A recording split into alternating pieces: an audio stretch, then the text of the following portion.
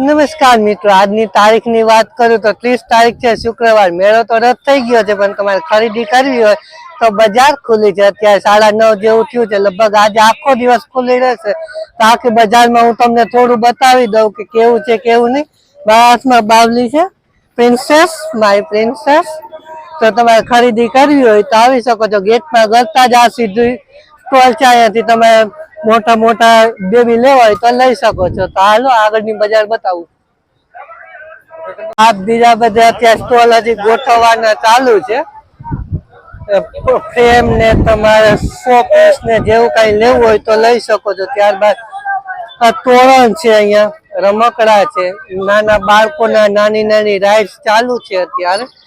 એક તો મજા કરી લી, આપણે તો મજા ન કરી. ઠંડા પીણા છે, લેડીઝ માટે બંગડી કે એવું કઈ લેવું હોય તો એ છે. પછી ડ્રેસ છે, શું શું છે તમને બતાવી દઉં. આ રમકડા છે, સ્પ્રે ને એવું બધું.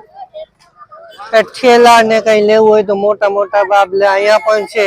બેબી નાના અહીંયા છે. ગાડા વખતે બહુ દેખાય છે, કેમ કે લગ્ન લઈને જતા હોય તો રાખ્યું હોય તો સારું લાગે. ફોટા ફ્રેમ, ઘડિયાળ, રમકડા, ચંપલ ને એવું બધું છે. ત્યારબાદ નાના એવા બધા રમકડા છે. અહીંયા પાછા ઢીંગલા ઢીંગલીઓ આવી ગયા. આ સામેની વાત કરું તો રમકડા ને એવું બધું છે. બીજા જે રાઇડ્સ છે બધી ઉતારી લેવામાં આવી છે. રાઇડ્સ તો બધી બંધ જ છે. રાઇડ્સ ના ભરોસે ના આવતા. સામે સાડી ને એવું બધું છે.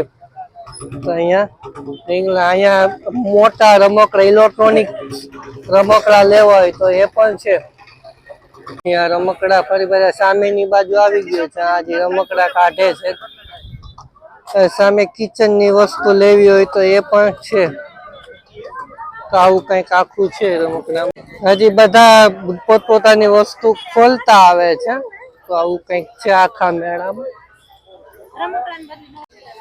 રમકડા નો સ્ટોલ, ઇલેક્ટ્રોનિક રમકડા જતા હોય તો. ત્યારબાદ બુટ્ટી ને એવું બધું લેડીઝ વસ્તુ છે તે પણ મળી જશે. પર્સ છે, સામે વાસળી, ફ્યુટ.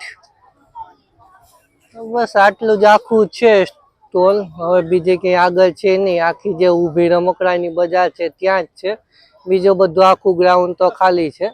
અત્યારે લાઈવ સીધો વિડીયો ઉતારું છું ને સીધો મૂકી દેશે, એટલે બહુ એડિટિંગ આમાં નહીં કરું. તો આખી બજાર જ છે. આવું કંઈક છે. તો તમે ખરીદી કરવા આવવાના છો કે નહીં, કોમેન્ટ કરીને અવશ્ય જણાવજો. વિડીયો ગમ્યો હોય તો લાઈક કરજો. મારી યુટ્યુબ ચેનલ કુબાવત કિશનને સબસ્ક્રાઈબ ન કરી હોય તો સબસ્ક્રાઈબ કરી દેજો. પોરબંદર અને આજુબાજુ ના અવનવા વિડીયો મૂકતો રહું છું. ટ્રાવેલિંગ બ્લોગ પણ આવશે. તો આવું કંઈક આખો અત્યારનો માહોલ છે મેળાનો.